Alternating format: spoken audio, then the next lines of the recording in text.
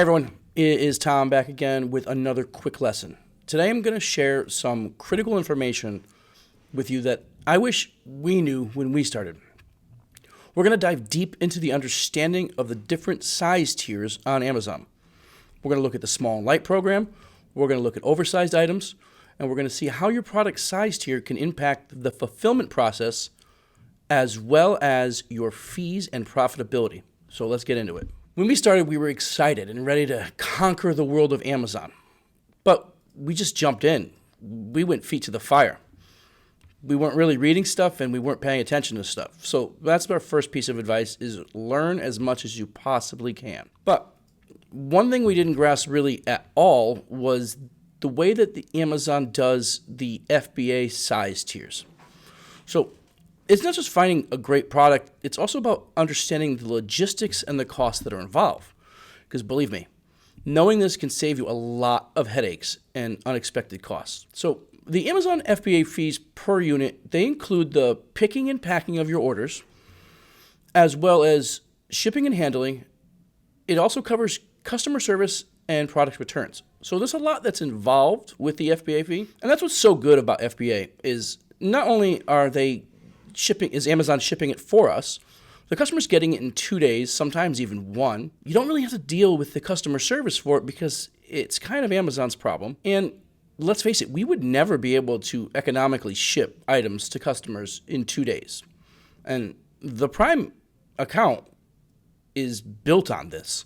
They live on this 2-day shipping. So the Amazon fees are well worth it. We just have to understand them. So these fees are based on a few different metrics. It's the weight and the dimensions that you have to pay the most attention to. Here's where it gets a little bit more interesting and complicated. They have different size tiers that range from small standard to special oversized. And as you can see right here, there's a lot of different tiers with a lot of different fees. Now, I'm not going to get into what everything costs in every tier because there's just too much information there.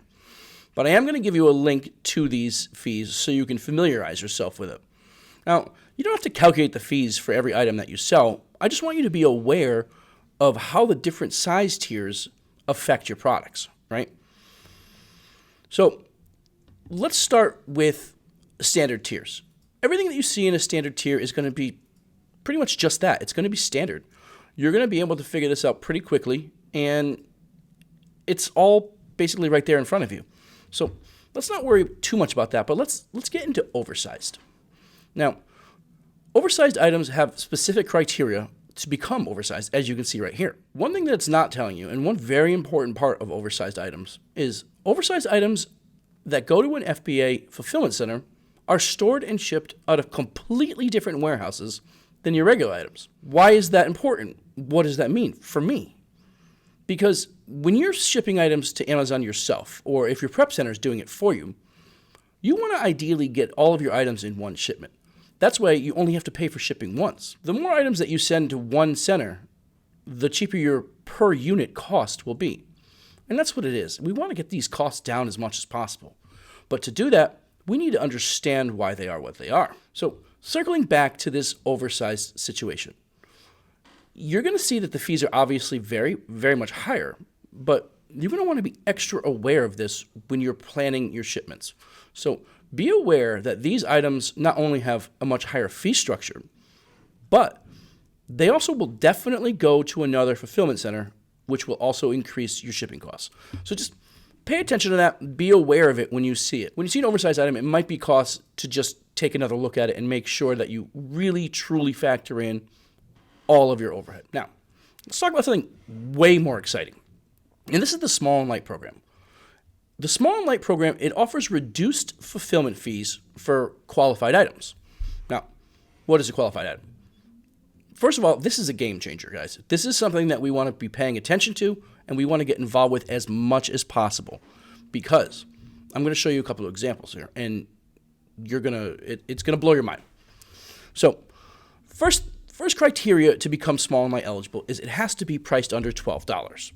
Now, I know you're thinking, $12, how much money am I going to make? But it's all about that margin. What kind of a margin are we going to be making off of these items? How much actual profit is going to be in our pockets. Would I rather sell something that cost me $2 and make $2 profit off of it? Or would I rather sell something that cost me $10 and make $2 profit off of it? I would much rather sell the $2 item because I can sell so many more of them. My money's going to go so much farther and I'm going to be able to make more profit. So to give you an example, for small standard, a standard item that weighs between 12 and 16 ounces, the regular FBA fee would be $3.77. But with small and light, the fee drops to $3.15. Now, I know you're saying, Tom, why are you talking about this? These are pennies. It doesn't make any sense. But when you're dealing with high volumes of SKUs and when you're really starting to push out weight, every single penny makes a difference. This could be the difference between a 12% margin and an 18% margin or a 20% margin.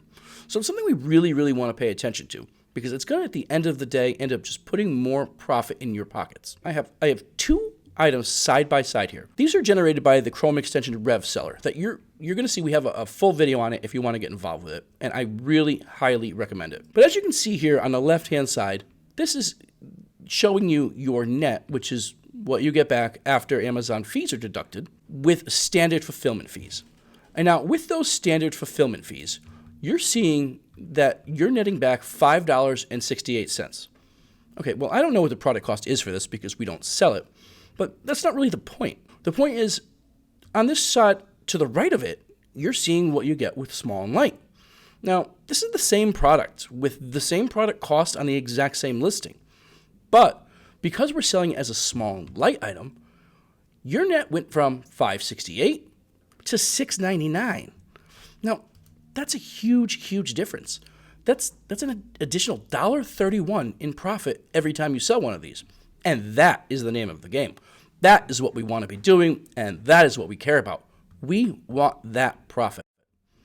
So take a minute, familiarize yourself with these size tiers, understand the differences between them, and if you take nothing else from this, take this.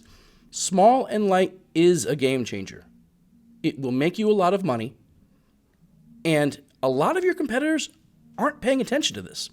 Actually, one more point that I'll give you too is if you're doing wholesale and a wholesaler sends you a catalog that's in a gigantic Excel format, and you want to run it through one of these wholesale analyzers like AZ or whatever program you're using, a lot of times these programs will not take into account the small and light fee reduction that you get.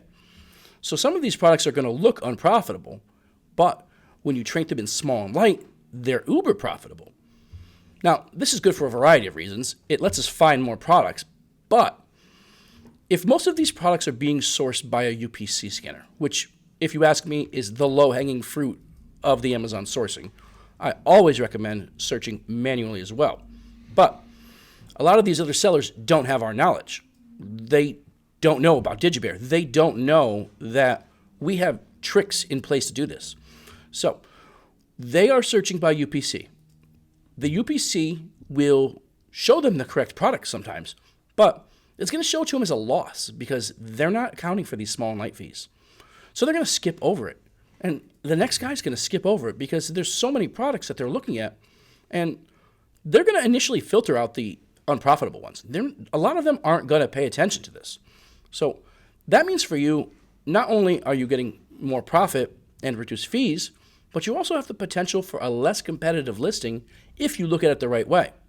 So that's all we got. Thanks for watching. If you found this video helpful, please let us know. Comment anything that you want to see. Make sure you like, make sure you subscribe, and we're going to see you in the next video. Hustle up!